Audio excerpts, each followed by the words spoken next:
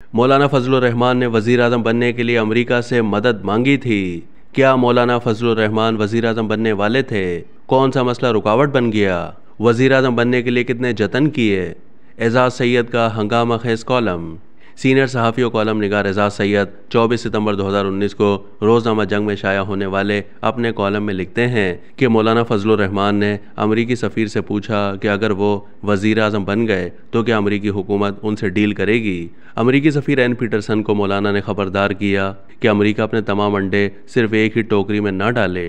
वो दरअसल ये कहना चाहते थे कि अमरीकी हुकूमत अपनी सारी तवज्जो बेनज़ीर भुट्टो की सरबराही में पीपल्स पार्टी पर ही ना दे, बल्कि उनकी जमात को भी नज़रअंदाज ना किया जाए। ये वाज़े तौर पर वज़ीर आज़म बनने के लिए मौलाना की तरफ से अमरीका को इस बात का इशारा था कि वो ज़िम्मेदार आदमी हैं और दुनिया के साथ चल सकते हैं, इसलिए उन्हें नज़रअंदाज ना किया जाए। 20 नवंबर 2007 को मौलाना फजलुर रहमान की तरफ से ज़ोहरानी की दावत पर होने वाली इस मुलाकात में मौलाना अब्दुल गफूर हैदरी, सेनेटर तलहा और आज़म सवादी भी मौजूद थे।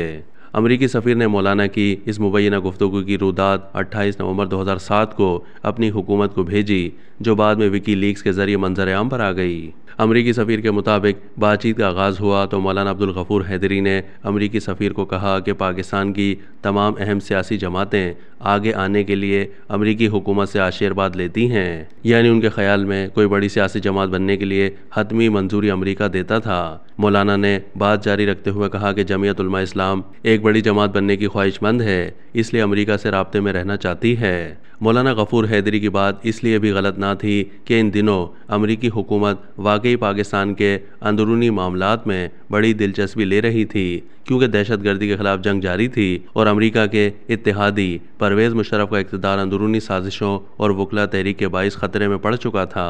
अमरीकी सफ़ीर एन पीटरसन ने बताया कि उन्होंने मौलाना फजलुर रहमान को बताया कि अमरीका किसी रहनुमा के सर पर ताज नहीं रखता, बल्कि जमहूरी अवामी फ़ैसलों का एहतराम करता है। एक तरफ अमरीकी सफ़ीर ये लिख रही थी तो दूसरी तरफ अमरीकी सफ़ीर की बॉस उस वक्त की अमरीकी वज़ीर ख़ारजा कुंडोलीज़ा राइस मुशर्रफ और बेनज़ीर के दरमियान मुफाहिमत करवा चुकी थी, जिसका एतराफ़ कुंडोलीज़ा राइस ने अपनी खुदनोश्त नो हायर ऑनर में तफसील से किया है।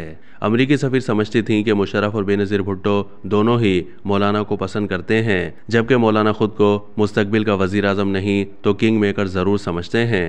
मौलाना फजलुर रहमान अमरीकी सफ़ीर के लिखे मतन की तरदीद करते हुए बताते हैं कि दरअसल इस मुलाकात में उनसे पीपल्स पार्टी की हिमायत की दरख्वास्त की गई थी और वो इस बात पर हैरान थे कि अमरीकी पाकिस्तान के अंदरूनी मामलात में किस कदर मुदाखलत कर रहे हैं। इस वाक़े से पहले अक्टूबर 2002 में जनरल मुशर्रफ की छतरी तले होने वाले इंतखाबात की कहानी भी सुन लीजिए। इन इंतखाबात में जब कोई भी जमात वाज़ेह अक्सरियत हासिल ना कर सकी तो एक मौका ऐसा भी आया था जब इस्लामाबाद में मौलाना फजलुर रहमान के वज़ीर आज़म बनने की बाज़गश्त सुनाई देने लगी थी। मौलाना मुत्तहिदा मजलिस अमल के सेक्रेटरी जनरल थे और उन्होंने वज़ीर आज़म बनने के जतन भी किए थे, मगर उस वक्त दहशतगर्दी के खिलाफ अमरीकी जंग के तनाजुर में पाकिस्तान में कोई बारिश वज़ीर आज़म नाकाबिल कबूल था। अगर ये रुकावट ना होती तो शायद मौलाना तब ही वज़ीर आज़म बनकर दुनिया को हैरान कर देते। इन दो वाक़यात का तज़किरा करने का मकसद ये साबित करना है कि मौलाना फजलुर रहमान को महज एक मौलवी या रिवायती मजहबी सियासी रहनुमा समझने वाले जान सकें कि मौलाना आम सियासी खिलाड़ी नहीं, बल्कि वो ताकत के हर मुताल्लिक़ शराकतदार से रब्ता रखते हैं, बर वक्त दुरुस्त पत्ते खेलने के फ़न से आगाह हैं। उन्हें मंतक पर ऐसा उबूर है कि दलाइल उनके सामने हाथ बांध कर खड़े रहते हैं और वो उनका ऐसा इस्तेमाल करते हैं कि दोस्त तो दोस्त दुश्मन भी अशश कर उठें। अब तक के लिए इतना ही। मज़ीद मालूमात के लिए डेली जंग के यूट्यूब चैनल को सब्सक्राइब कीजिए।